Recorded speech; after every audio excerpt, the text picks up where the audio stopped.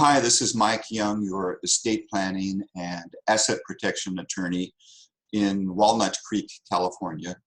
And I am going to show you how to transfer a savings account or an investment account into your revocable living trust. But before I do that, please be sure to hit the subscribe button below so that you can get notice of future videos I'll be preparing. And also hit the like button below if you like this video. So if you recall, in a previous video, I showed you how to transfer a home to a revocable living trust. So in this case, I have prepared a revocable living trust for Bob and Mary, and I have transferred their home into their revocable living trust.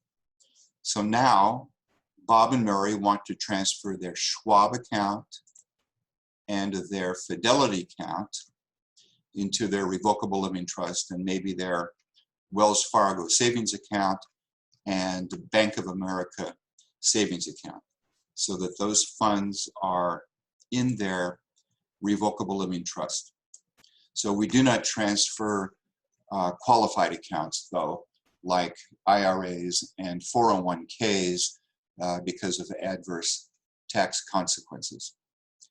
So with regard to Schwab and Fidelity, if you have a financial advisor, they are usually very helpful to my clients in helping to transfer financial accounts into revocable living trusts. And one tip I have, and I have sent out a newsletter about this to my clients because of complaints I've gotten. If you go to a bank or a financial institution and you tell them that you want to transfer your account into your revocable living trust, stay there at the institution, stay there at their office, and have them help you and direct you to fill out their form for transferring your asset to your revocable living trust. Don't let them just hand you a form and tell you to go home and fill it out and take it back, because it's almost impossible to figure out their forms. They need to direct you in that regard. So we have the revocable living trust. Now, if you have a financial advisor, or if you go to a bank, they're going to want to know the details of the trust. And this is where you use your certification of trust. So one of the estate planning documents I prepare is a certification of the trust. The concept of the certification is that the financial institution, the bank, or the investment office does not need to see all of the particulars, all of the family issues that might be explained in the revocable living trust. And the probate code says that the bank, for instance, may rely on the certification of trust for the trust particulars without them looking at the entire revocable living trust. So here I have the certification of trust of the Bob L. Doe and Mary M. Doe revocable living trust, revocable trust. And here we have all the particulars of the trust. It shows who the makers of the trust are, Bob and Mary, when the trust was created, here, July 31st, 2020. Here's the name of the trust, Bob L. Doe and Mary M. Doe Revocable Living Trust. So the financial institution will be taking all of this information down, entering that into their computer or filling out the form. Who are the trustees? Currently, they are Bob L. Doe and Mary M. Doe. Their forms will ask, is the trust revocable? Yes, it says so right here. And then we list the powers of the trustee. And these powers, all of this is taken right out of the probate code taxpayer identification number. So if you have a single person, it'll be the single person's social security number.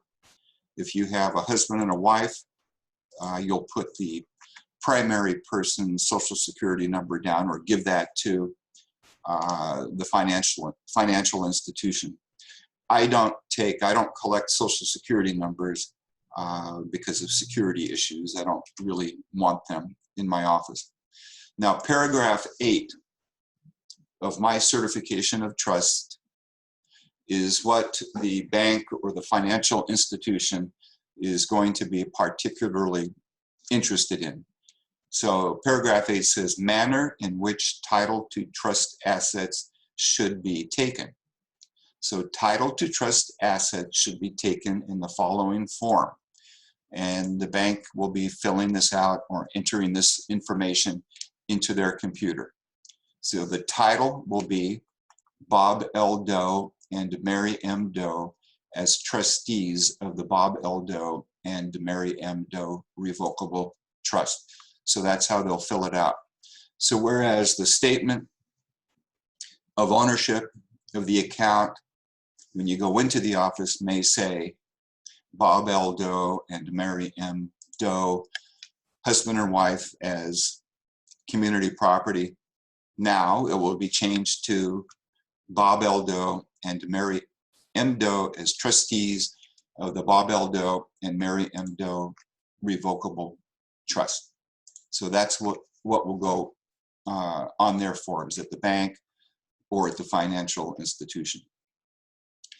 And there are recitals in my certification to assure the bank that there are no revocations, no modifications or amendments. This is the trust. This is the outline of the trust. It is signed by all currently acting trustees. And then signature authority in my estate planning documents between a husband and a wife for a revocable living trust.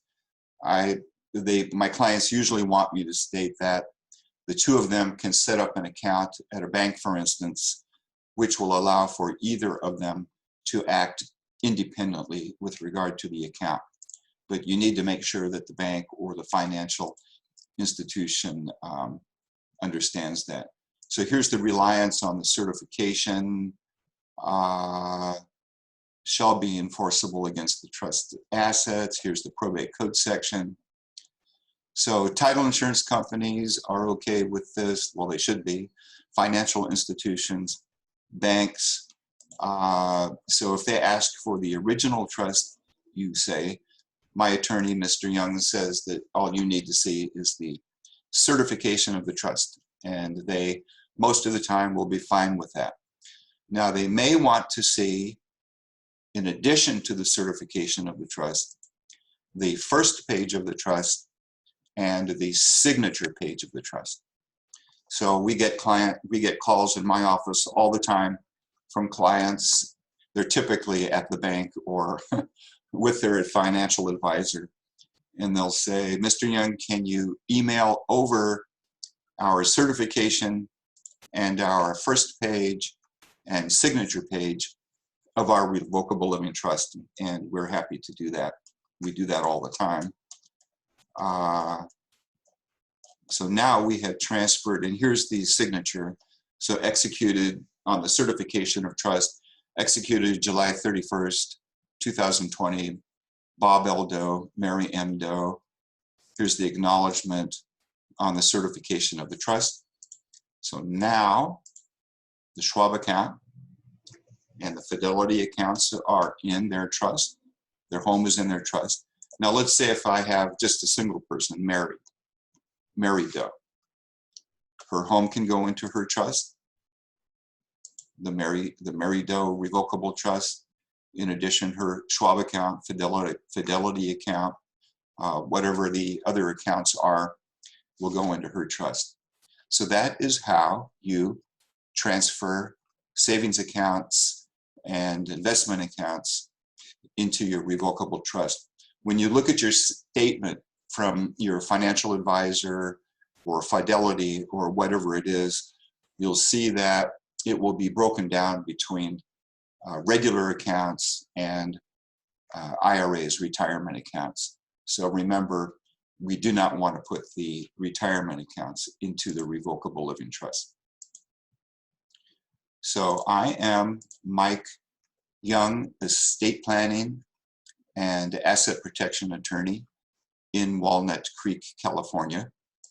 And you can feel free to contact me. And my phone number is 925-256-0298. My email is lawyoung1@gmail.com. And my website is walnutcreekelderlaw.com. So don't forget to hit the subscribe button below and hit the like button.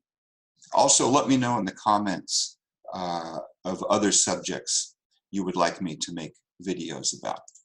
So thank you very much for watching.